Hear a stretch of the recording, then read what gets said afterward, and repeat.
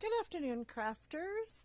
I wanted to show you some of the different things that you can do to dye your papers organically.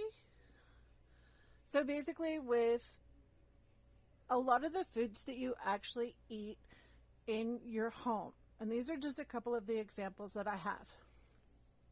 For instance, these here on top, it's kind of hard to see. They're a brownish, dark, rusty color, maybe.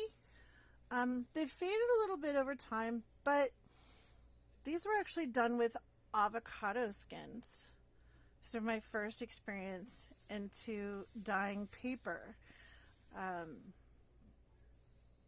You take the avocado out of the avocado skin, save the seed and the skin, let them dry, and then boil,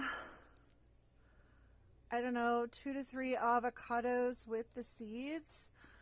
Some people add baking soda. I did not add baking soda to this, which is maybe why it faded, but an experiment for another day. So anyway, that's just an example. And I did a variety of things. I did envelopes, index cards of 3 different sizes, and some cardstock. So hopefully you can see that color coming through. These were done with, it's more of the avocado papers. So you can see they come out with some interesting, hopefully you can see that, patterns depending on how you lay them. I dyed different papers. This was just printer paper. I dyed a couple of book pages, ledger paper. This one, don't ask me how I did that. I have a couple that have come out this way in the different things that I've used, and I have no idea how this happens. And they'll be like on the top, middle, or bottom. It's no rhyme or reason that I have figured out yet.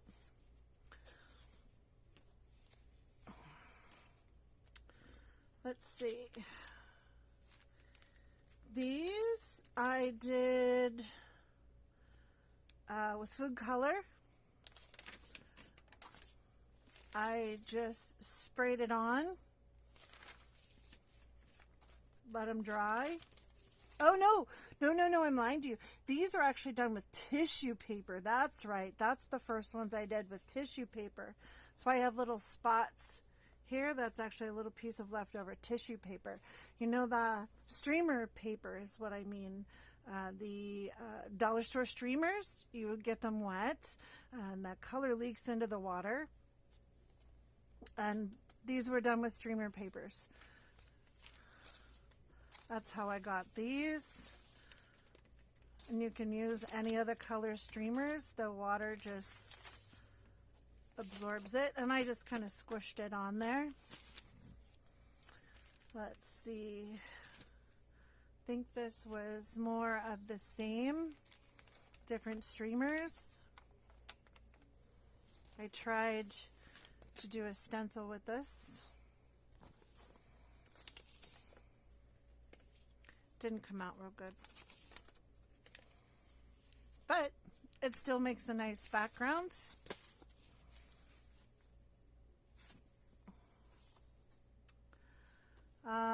This one I did actually with food color. These are food coloring, sprayed right onto over a stencil. Can you see that in there? It's a turtle.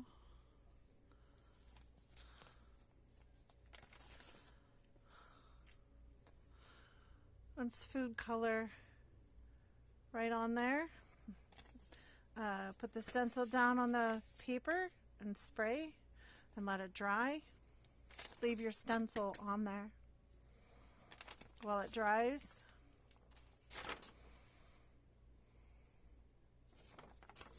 I see people doing the same thing with Kool-Aid. So it doesn't just have to be expensive dyes. Kool-Aid people and food coloring, you do not have to buy expensive dyes, though I will say I have a few.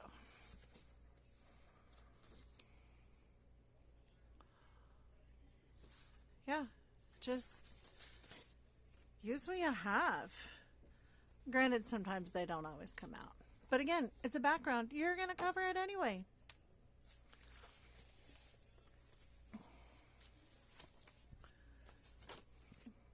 Now, this was actually tracing paper. I struggled with it. As you can see, it tore.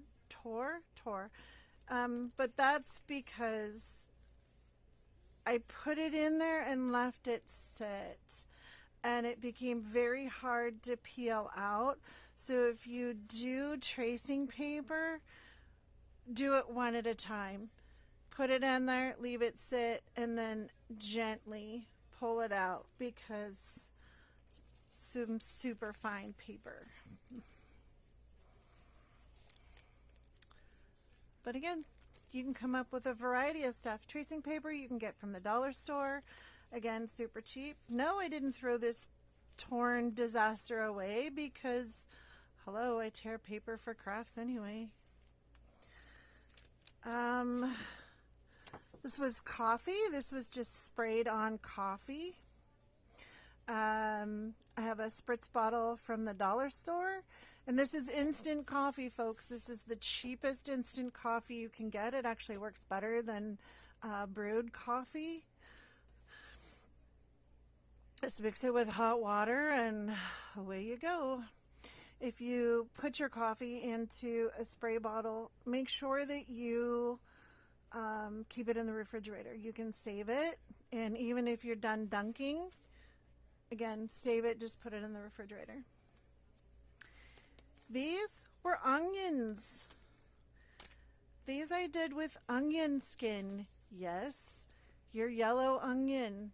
I haven't done red onion skin yet, but I want to. That'll probably be in the next weekend or so. I'll try some of that. Just peel the yellow onion, save those outer parts that you typically throw away. Let them dry, or boil them right away, but let them dry so they don't mold. And then when you're ready, there you go. And again, I did a variety. And same batch. I don't understand how they came out differently, but it's all the same batch with onion skin.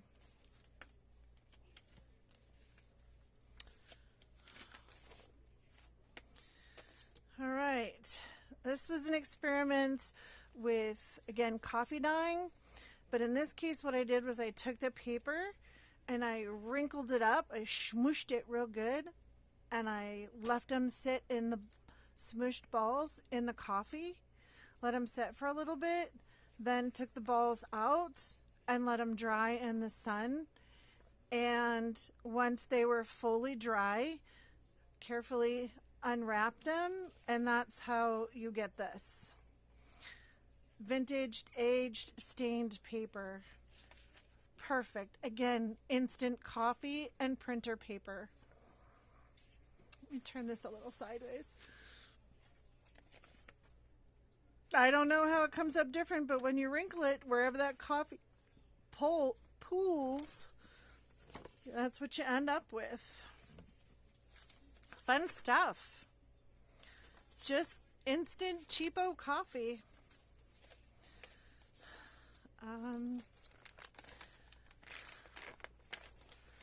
Let's see.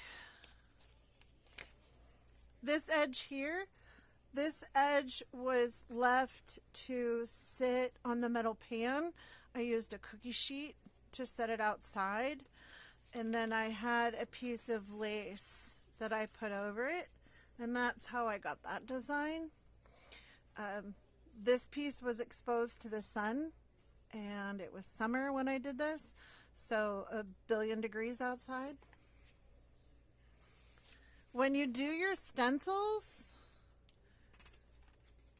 I don't have a stencil on right now, so I'll use this die cut as an example. When you do the coffee dye, do a piece of paper, do your stencil and a piece of paper.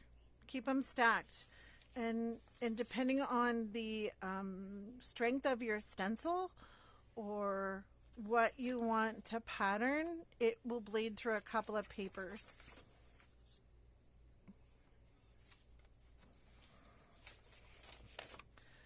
So just different stencils.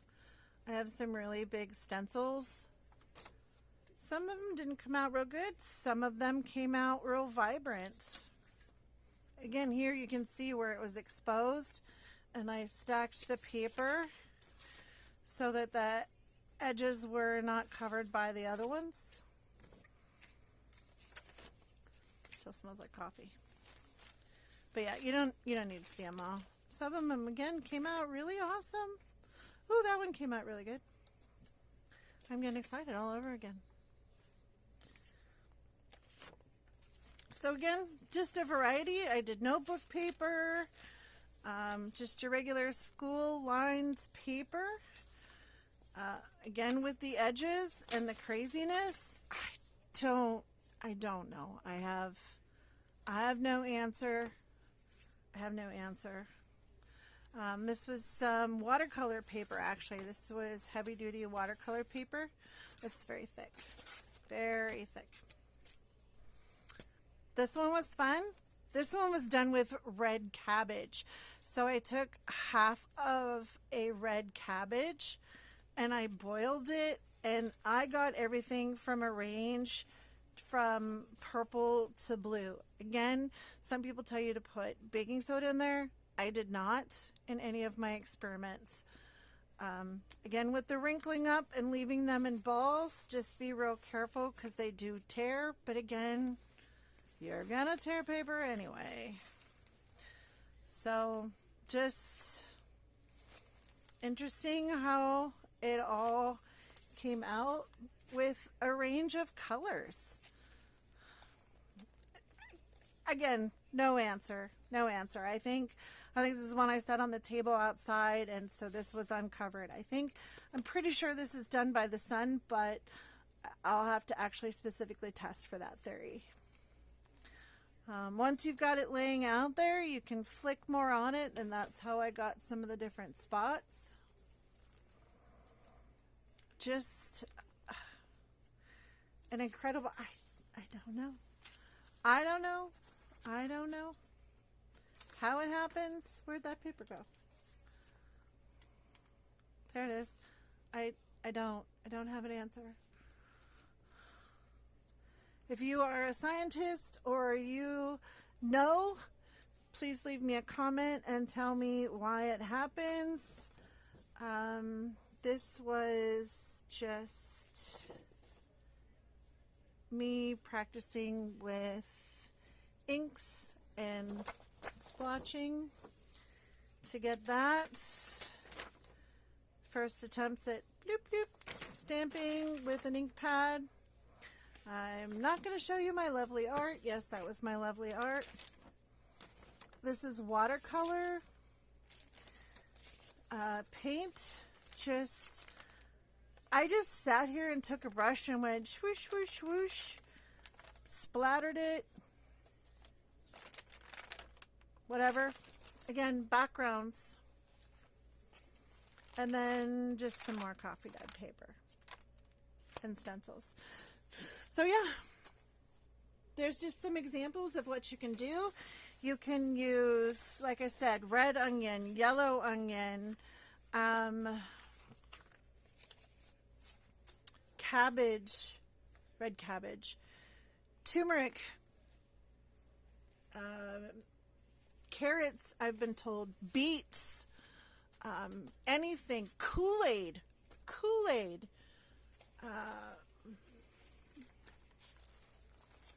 What else? Anything that will dye the water.